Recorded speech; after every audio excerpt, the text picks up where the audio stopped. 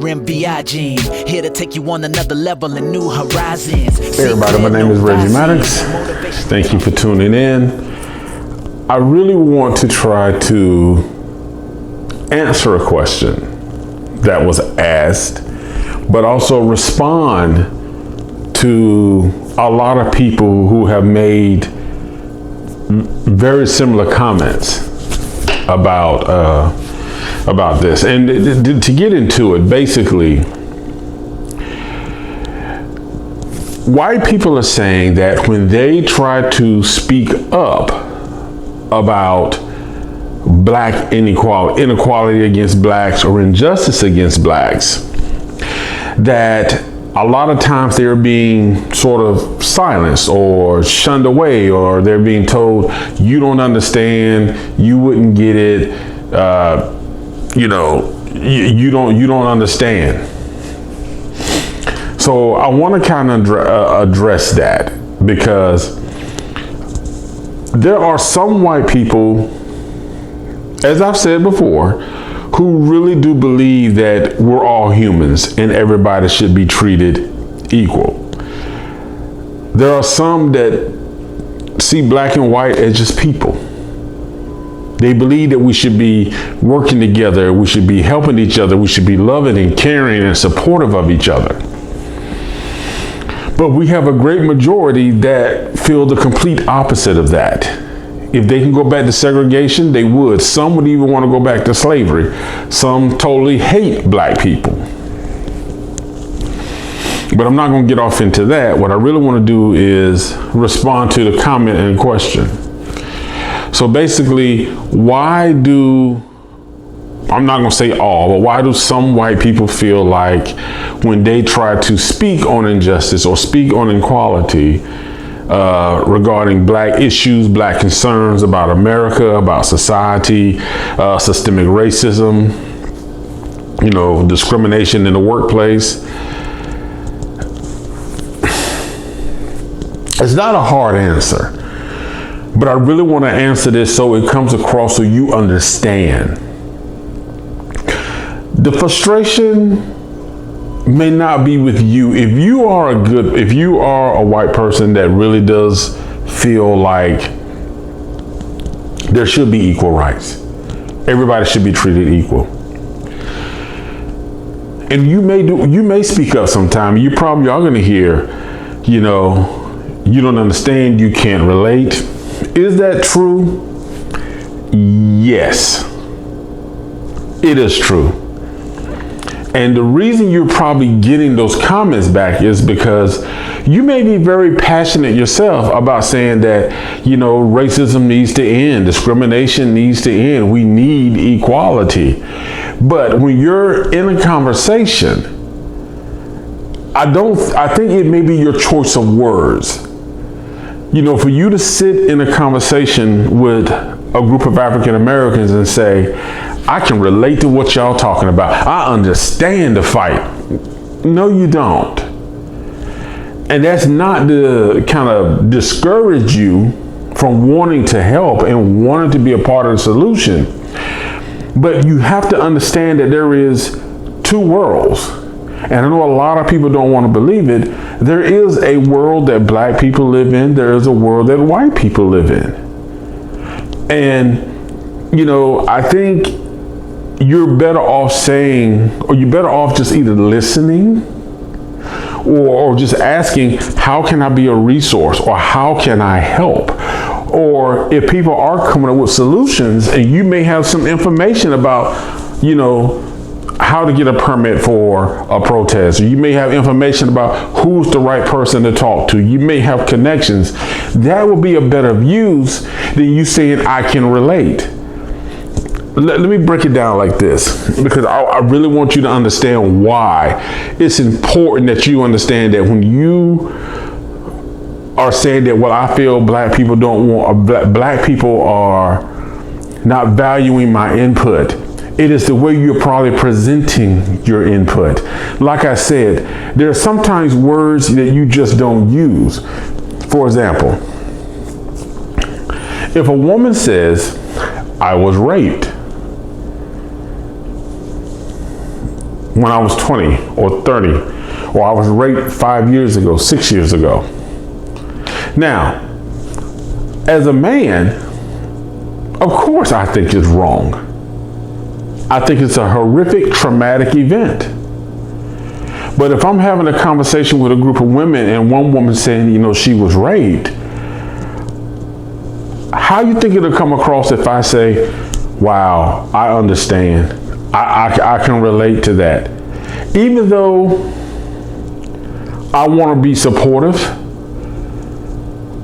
if she's saying I hurt, I'm hurt because I was raped. I'm still dealing with emotions because I was raped. And for me to say, I understand the hurt, the pain. No, I don't.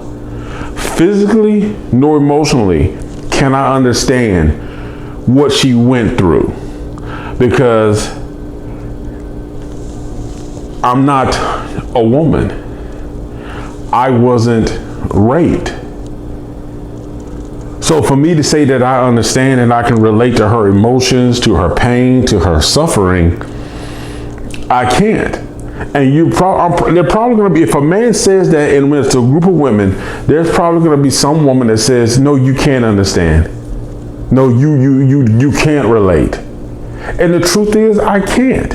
Even though I know morally, ethically, legally, everything that happened to her was completely wrong, and I totally disagree with it, I can never truly understand what she went through, what suffering she is going through, and how she is still suffering. The only thing I can do is listen, be a resource, and be there if she's needed, however I can to help. If I know counselors, put her in touch with the right counselors. If she feels unsafe and she wants somebody to come and, walk her home, drive her home, stuff like that. I can only do as far as what I can offer. But for me to say that emotionally, physically, I understand what she went through, it is a complete lie. And I'm going to be rejected for saying that to her and other women. Now, some people probably saying, well, you can't compare rape to racism and discrimination. I'm not trying to lessen rape. And believe me, I am in no way lessening the pain and suffering of racism and discrimination. Police brutality, the fear that goes along with it. There's both have emotional and physical stress. Both of them bring about a fear, and I'm lessening neither. But the thing about it is this. You have to understand, and I use that to get you to grasp the emotional and physical pain that a lot of blacks are feeling.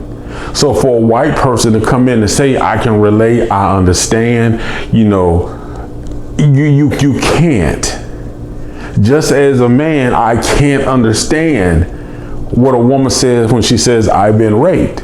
Now, if a man has actually been raped in life and he sits with a group of women and say, I was raped too, many of those women are going to say, it's not the same.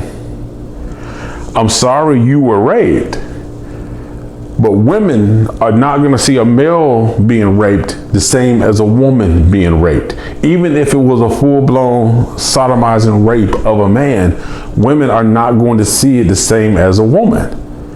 They may, empathize with him and have sympathy for him, but they're not going to put it on the same level as their rape, as a woman being raped. So I'm using this to get you to understand that, yes, you are human, I'm a human. Blacks are human, whites are humans, Indians, Asians, you know what I'm saying? Latinos, Hispanics. But the thing about it is this. You can't relate to what I've been through. Just like I can't relate to what that woman who has raped been through. Now, me not being able to relate physically and emotionally because I have not experienced it. And I think that's the thing. I think you're missing out on the experience part. And in some ways that's white privilege, to be able to say that, if someone is hurting or is being hurt, to be able to say, well, I experienced it too, and you never have. Jebediah Bella, who used to be on The View, she's on Fox News now. She made a comment one time saying that, for people who don't know these discriminatory things happen, basically they was talking about, I think it was Missouri 42 law or something, but she was basically saying that when types of discrimination are happening, she needs to be told that they're going on, because she doesn't know, she's never experienced it. That's a perfect example of white privilege. And the fact that you can say that it works for you. And I understand, like I said, sometimes people want to relate, but don't get upset when when black people are having a conversation and you get this weird look, or you get this look of, and they tell you that you don't understand. It's probably because you have in some way tried to place yourself in a black person's life, but from a white person's world. And when you do that, you are going to get called on it. You're going to get called on it because you can't understand what it's like. Put it like this. Another example. I was a supervisor in the military. I was a second-class bosun mate. I've been a supervisor in manager's roles. I've been a director. And this is not to brag, but even when I was a director at this college, the VP was a white female. And when they gave me the position, she told me I was status quo. I would not have the authority as the other white directors. So, long story long, and she made her point clear. She took a budget from 45,000 and cut it to 10,000 in the middle of the school year. Just cut the budget. So we deal with things because as a black supervisor, I have to not only be responsible for my actions, the people's actions underneath me, but I have to be responsible for the people's actions who in other departments I work with. Example, because I want you to understand what it's like to be black. We had an event, there was an event being scheduled on a baseball field. I think it was like an employee gathering or something. Now the events department handled all that. That wasn't me, the events department did it. They do the setup and everything. So apparently, keep in mind, I was the only black director. Everybody else was white. So she set up this tent thing. They're gonna have all these people coming later in the day. She had some people come out there and set up a propane tank. Well, apparently the propane tank was set up wrong and it exploded. Nobody knew she was setting up a propane tank. Now I was also the emergency coordinator. No one knew that she was having a propane tank set up on those fields. So for some reason, the tank exploded. The tent caught on fire. Instead of them looking at the white people who worked in the events department, the white VP, and everybody who coordinated that thing, they pointed the finger at me, saying that I should have known about it. I should have been there when it was being installed. I should have made sure that everything was going okay. Although I was not informed or notified anything about a propane tank, just tents being set up. But that's what it's like when you're a black supervisor. You have to work 10 times harder. do 20 times more, and be absolutely flawless in everything you do. Everything you do. Because there's a different standard. And it's a way of life that people don't understand, that people don't want to see. There's a lot of discrimination in these jobs. We're not only dealing with the police department, we're dealing with jobs too. I have parked at a store, went inside the store to get something to eat, and when I pulled out, a policeman followed me for 1.5 miles. I went to get gas, and the policeman pulled up next just to see what I was doing. I travel, so one time I was pulling into the hotel, and all of a sudden the police car pulled out. If anybody y'all read the blog, y'all heard the stories. I was pulled over because I had my camera actually in my car because I was doing a video and I needed footage of me driving. So the policeman pulled me over and asked me did I have a camera in the car? My tail light looked dim. My license plate light looked dim. These are the things as black people that we deal with. These are the things that are constantly being dealt with. So, and I understand that there are sometimes white people may have some interactions with the law. I totally get that. But I honestly do not believe that white people face the same level of discrimination, racism. You're not challenged or targeted as much as black people, as in black women and black men. But I'm speaking from a black male perspective. It is tough. It is tough because we're not only fighting for our place in this world, we're now fighting to show the black women that there are good black men. We're trying to, we're fighting everybody. My thing to you is this: don't take it personal. If you're trying to hold a conversation about equality and justice, and if a black person tells you you don't understand, just rephrase what you're saying so you're not trying to personalize it as if you are black or as you are living the same experience. Because like I said, the frustration is not with you. The frustration is the fact that we're dealing with something on a daily basis. And you're just kind of hopping on the wagon like, oh my God, this is wrong. I can't believe they're doing this. And then saying that you feel the same pain, you feel the same stress, when it's not true.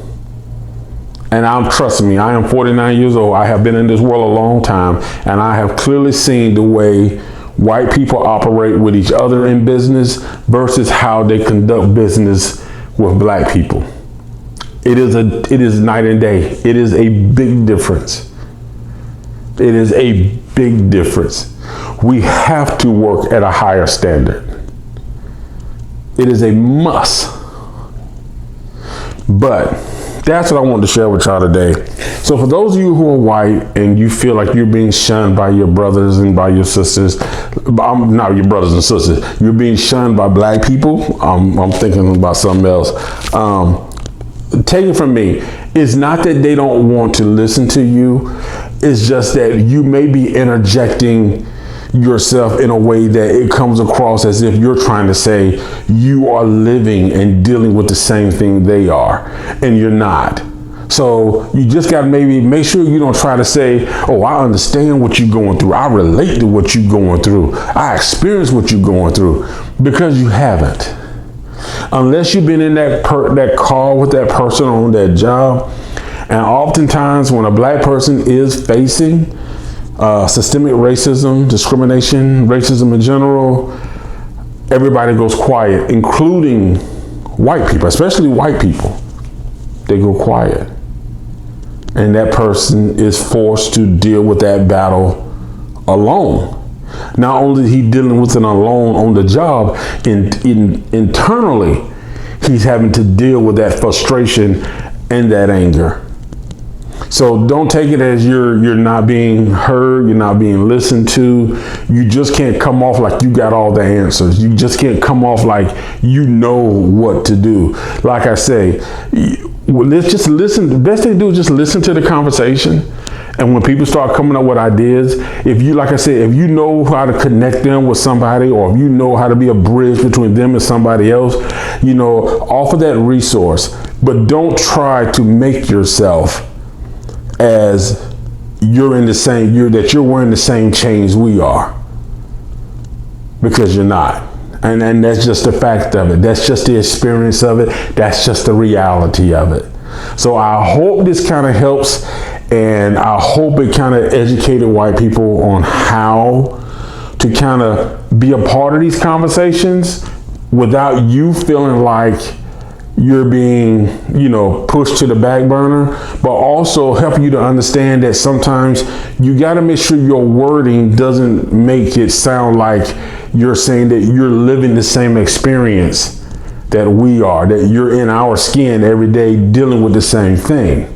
You know what I'm saying? Just because you hear stories, just because you talk to people, it doesn't mean you're living it. You're not experiencing it. You're not firsthand, you're third-hand information. And that's good, because you can help use that to kind of help come to a resolution, but know how to present any ideas by just kind of listening and understanding. You know what I'm saying? Without trying to make it sound like you're living that same storm. So anyway, don't want to make this any longer than what it is. I hope that answers some questions. So thank you for joining. Make sure you like, subscribe, leave a comment, and I will see you next time. It's time to tune in. This here's so fire. Empower your voice to inspire. Yeah, RMBI Gym.